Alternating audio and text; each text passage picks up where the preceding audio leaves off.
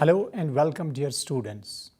In today's program, we shall discuss about realistic school of thought and its contribution towards education. The main behavioral objectives which we are going to accomplish after the completion of this topic are to know the origin of realism, and we will be able to understand the concept of realism in the light of various definitions. We will also be able to know the various characteristics of realism, and we will be able to analyze educational philosophy of realism. Dear students, first of all, let us introduce realism as a school of thought. Realism emerged as a movement in philosophy against the extreme idealist view of the world around. To do away with the world of imagination, dream, or intuition is the general meaning of realism. A realist is one who believes in what he is at present with all his strengths and weaknesses, and does not dwell in the world of utopia. Technically, realism believed in that knowledge only which is acquired by our senses. If anything found to be true on the basis of observation or experimentation, only then it is taken to be true. Mind has actually no role to play in determining the realities of an object. That is, objects are real, independent of mental phenomena. If we are able to perceive a thing by our senses, it is real. Realism, as a general temper of mind, is a disposition to keep ourselves and our preferences out of our judgment of things, letting the objects speak for themselves. Realism is a word frequently applied to tendencies in literature and art, and to certain disillusioned and unillusioned policies in politics. Realism in philosophy has something in common with these trends, but not too much. All forms of realism agree in their interest in objects as they are, in their confidence that we can see them as they are, and in their hostility in every impulse to substitute our wishes or ideals for the facts, or otherwise to make our conscious selves the center of importance in the universe. Dear students, let me tell you who are the chief contributors of realistic school of thought. The realist trend in the philosophy can be traced back to Aristotle, who interested himself in particular facts of life, as against Plato, who was interested in abstraction and generalities. Aristotle is recognized as the father of realism. Another great name of this school is Saint Thomas Aquinas, who infused the realist spirit in religion. Comenius, in his great didactic, wrote that mind is only a passive recipient reflecting all things around it as a spherical mirror. John Locke put it more vehemently when he said that, quote, "The mind is a tabula rasa," means clean slate, and reality is outside the mind, unquote. After him, philosophers and thinkers like Immanuel Kant, John Frederick Hubbard, and William James affirmed that the external world is a real world. Students, let us discuss a few definitions so that we can get a comprehensive view about realism. Butler, a great philosopher, says, quote, "Realism is the reinforcement of our common acceptance of this world as it appears to us." Unquote. According to this definition, reality is what we perceive, and our common perception gets reinforced with the help of this philosophy through observation and experimentation. Another philosopher, whose name is Ruskin, he says, quote, "The aim of Neo-realism is to expound a philosophy which is not inconsistent with the fact of common life and with the development in physical sciences." Unquote. Now, let us discuss forms of realism. Students, there are various forms of realism, which are: number 1, humanistic realism; second, social realism; third, the sense realism; and fourth, neo-realism. Dear students, first of all, let us discuss what is humanistic realism. Humanistic realism has dominant place in the old literature and study of classics. The Dutch international scholar Erasmus, the Frenchman Rabelais, and the English poet Milton were the key exponents of humanistic realism in education. This form of realism emphasizes the general human welfare through education by saying that human beings are the fundamental realities in the material world. So, realities of the material objects must be examined in terms of human realities. Second, social realism. The chief contributors of social realism are Lord Montaigne and John Locke. Social realism is one in which education comes through the contact of man with things. The thing which is socially useful to us is only real. The aim of this philosophy is to make human life happy and successful by fulfilling the social needs. Then, third, the sense realism. The chief contributors of this philosophy are Mulcaster, Francis Bacon, and Comenius. According to this philosophy, knowledge primarily comes from senses, not from words. So, senses of the child should be used to the maximum in the process of education. The main aspects of this system are: number 1, mother tongue as the medium of instruction; second, more importance to the study of nature through the study of science subjects instead of languages and humanities; third, more emphasis on practical and utilitarian education; fourth, psychological method of teaching; and fifth, deductive method is more important than inductive method. Then, neo-realism. The important exponents of this branch of realism are Whitehead and Bertrand Russell. According to this form of realism, rules and procedures of science are also changeable. So, there is no permanent nature of truth or reality. Dear students, after this, let us discuss some important principles and characteristics of realism. Number first, nature of universe. Universe is not only external, but it is governed by the inexorable law.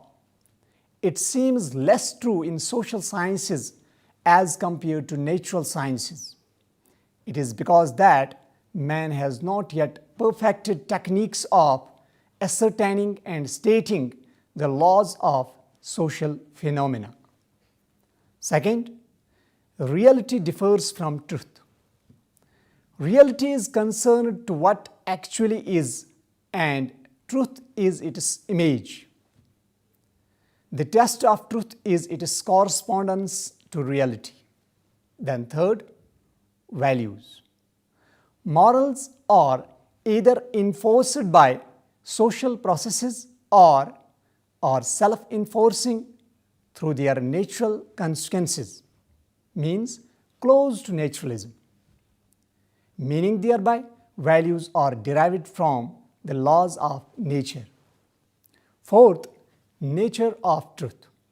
According to this philosophy, the phenomena world, that is material world, is real. There is no world beyond this material world. Thus, realism is the antithesis of subjective idealism. Fifth, belief about knowledge. Senses are the gateways of knowledge. The impression and sensation, which are results of contact between external objects and the senses, is nothing but knowledge. Thus, knowledge based on observation or experience is always real. Bertrand Russell, in his book Analysis of Mind, writes that the ultimate constituents of matter are not atoms but sensations. Then sixth, opposite to idealism. Here, there is no scope of imagination without experimentation at all. There is no existence of God, soul, or heaven according to this philosophy. They are merely the product of human imagination. Then seventh, nature of man and mind. Man is a part of material world, so he is also real. Now, dear students, let us analyze the contribution of realism towards education. In education, for the realist, the world is as it is, and the job of schools would be to teach students about the world.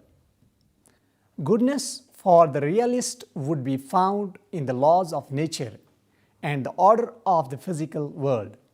Furthermore, ethics is the law of nature, or natural law, and aesthetics is the reflection of nature. Students, let us discuss aims of education as suggested by realistic school of thought. Realists do not believe in general and common aims of education. According to them, aims are specific to each individual and his perspectives, and each one has different perspectives. The aim of education should be to teach truth rather than beauty, to understand the present practical life. The sense realists expressed that the education should be conducted on universal basis. Greater stress should be laid upon the observation of nature and the education of senses. Neo-realists aim at developing all-round development of the learners with the development of their organs. The realists' primary educational aim is to teach those things and values which will lead to the good life. But for the realists, the good life is equated with one which is in tune with the overarching order of natural law. Thus, the primary aim of education becomes to teach the child the natural and moral law, or at least as much of it as we know, so that his generation may lead the right kind of life, one in tune with the laws of universe. Realists, just as other philosophers, have expressed the aims of education in various forms. According to John Wilde, the aim of education is fourfold: to discern the truth about things as they really are and to extend and integrate such truth as is known to gain such practical knowledge of life in general and of professional functions in particular as can be theoretically grounded and justified, and finally to transmit this in a coherent and convincing way both to young and to old throughout the human community. Russell, another philosopher, follows the same line of reasoning in his discussion of educational objectives. He too would not object to the schools assisting the child to become a healthy, happy and well-adjusted individual. But he insists that the prime goal of all school activities should be the development of intelligence. Intelligence is that human function which enables one to acquire knowledge. The school should do all in its power to develop intelligence. Now students, let us discuss the role of teacher as suggested by realism. The teacher for the realist is simply a guide. The real world exists and the teacher is responsible for introducing the student to it. To do this, he uses lectures, demonstrations, and sensory experiences. The teacher does not do this in a random or haphazard way. He must not only introduce the student to nature, but show him the regularities, the rhythm of nature so that he may come to understand natural law. Now, dear students, let us discuss curriculum as suggested by realistic school of thought. According to humanistic realism, classical literature should be studied but not for studying its form and style, but for its content and ideas it contained. Sense realism attached more importance to the study of natural sciences and contemporary social life. Neo-realism gives stress on physics and on humanistic feelings. Physics and psychology, sociology, economics, ethics, politics, history, geography, agriculture, varied arts, languages, and so on are the main subjects to be studied according to the neo-realists. Dear students, after curriculum, let us discuss its methods of teaching. The realists prefer to use inductive logic, going from the particular facts of sensory experience to the more general laws deducible from these data. These general laws are seen as universal natural law. Herbert has developed the 5-step method of teaching. These steps include: number first is preparation.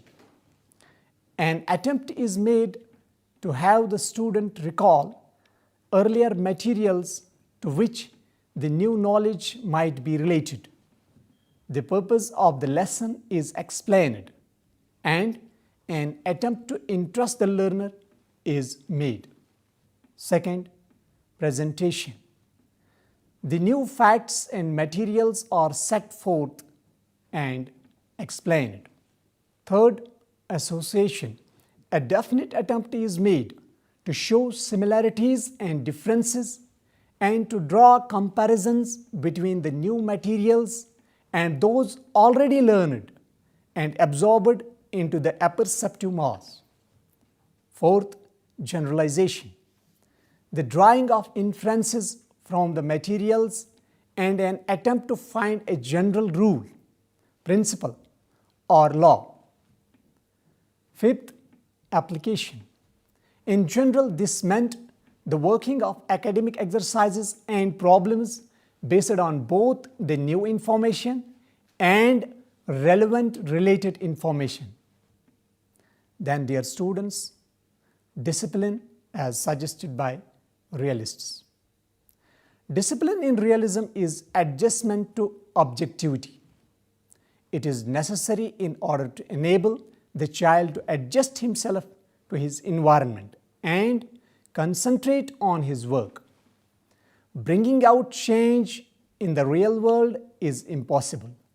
The student himself is a part of this world. He has to admit this fact and adjust himself to the world. A disciplined student is one who does not withdraw from the cruelties, tyrannies, hardships, and shortcomings pervading the world. Realism has vehemently opposed the withdrawal from life. One has to adjust oneself to this material world. Now, let us discuss some merits of realism.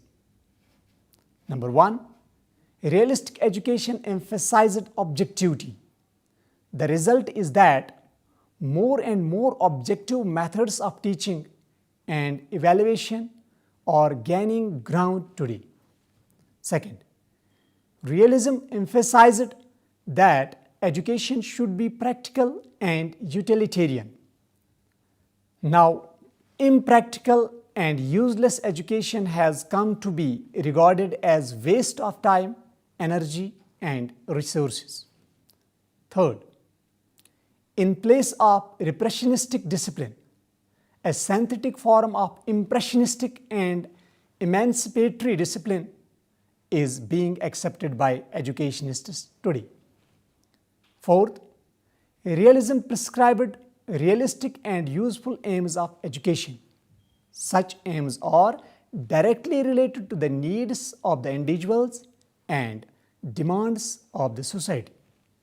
Dear students, though we know realism is a great philosophy and has contributed in various walks of life, but some philosophers have criticized it, and that criticism goes like, number one, it denies the existence of metaphysical world in total, but it fails to answer several questions such as, number one, is there any power behind the physical world? Second, is this physical world absolute and supreme? Third, what are the limits of this physical world? And so on. Then, realism regards the senses as gateways of knowledge. When senses come in contact with physical objects. But how illusion occurs when senses are so powerful sources of knowledge? This is the question that realism is unable to answer. Again, it does not believe in imagination or emotions. The fact, however, is that without imagination, no scientific invention takes place. Another criticism, it takes only worldly pleasure in account. This belief is also unsounded because many people commit suicide only due to lack of spiritual bliss. Again, if science subjects are given much preference to arts and humanities, it may create imbalance in the curriculum. Dear students, from the discussion, we may conclude realism is the reinforcement of our common acceptance of this world as it appears to us. Reality is what we perceive, and our common perception gets reinforced with the help of this philosophy through observation and experimentation. The doctrine of realism asserts that there is a real world of things behind and corresponding to the objects of our perceptions, a bit deeper than the phenomena world. The aim of realism is to expound a philosophy which is not inconsistent with the fact of common life and with the development in physical science. According to this philosophy, knowledge primarily comes from senses, not from words. So, senses of a child should be used to the maximum in the process of education. It otherwise means that truth can only be gained by observation and experience, that is, by the contact between external object and the senses. With this, dear students, we conclude our today's lecture. Hope you enjoyed and understood it well. Thank you. Goodbye.